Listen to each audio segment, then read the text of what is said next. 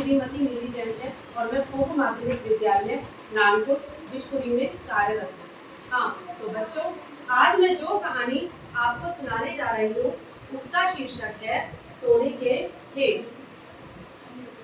एक बार बादशाह अकबर ने अपने दरबार में सभी दरबारियों से कहा कि मुझे झूठ बोलना बिल्कुल पसंद नहीं है। झूठ बोलने वालों को मैं एकदम नापसंद करता हूँ। उसके बाद अकबर ने सभी दरबारियों से पूछा, क्या तुम कभी झूठ बोलते हो? तो सभी दरबारियों ने एक एक करके उत्तर दिया, अरे झूठ वो क्या होता है? हमें तो झूठ बोलना बिल्कुल भी नहीं आता। हमने अपनी जिंदगी में कभी झूठ नहीं बोला है। तभी बादशाह अकबर ने बीरबल की तरफ देखा जो कि चुप बैठे थे। बीरबल ने उत्तर दिया, महाराज, मैंने कभी ना कभी कुछ परिस्थितियों में झूठ बोला है। तब बादशाह अकबर एकदम क्रोधित हो गए। अरे मुझे ऐसे मंत्रियों की बिल्कुल आवश्यकता नहीं है जो झूठ बोलते हो। जाओ, चले जाओ मेरे दरबार से, और आज के बाद मुझे अपना मुंह बिल्कुल मत दिखाना। बीरबल चुपचाप वहां से चले गए।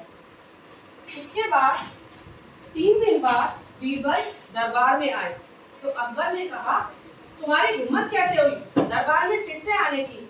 तो बीरबल ने कहा, क्षमा करें जहांपनाह, आज मैं एक मंत्री की हैसियत से नहीं बल्कि एक जिम्मेदार नागरिक की हैसियत से आपके दरबार में आया हूँ।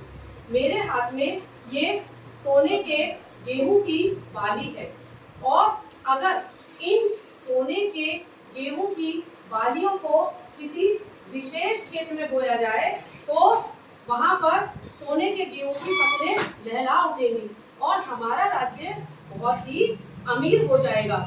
सभी दरबारी और बीरबल और अकबर सभी एक दूसरे को आश्चर्य से देखने लगे।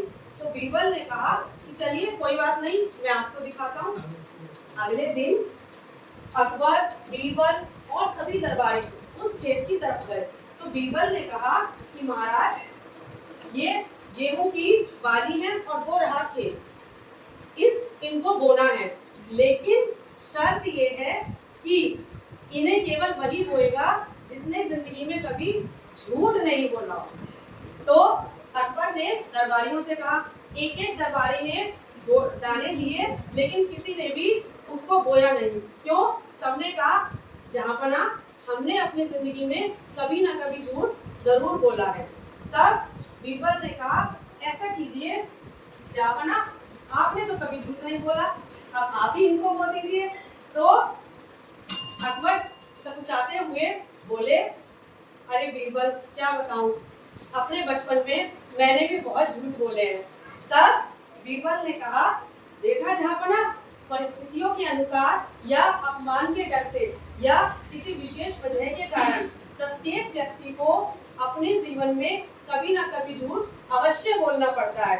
तो तब अकबर ठहाका मार के हंसा, हा हा हा, और उन्होंने बीरबल को माफ करते हुए उनको अगले दिन से ही दरबार में आने का हुक्म सुना दिया। अच्छा तो बच्चों, अब मैं आपसे जानना चाहती हूँ कि बताओ, इस कहानी से हमें क्या सीख मिलती है?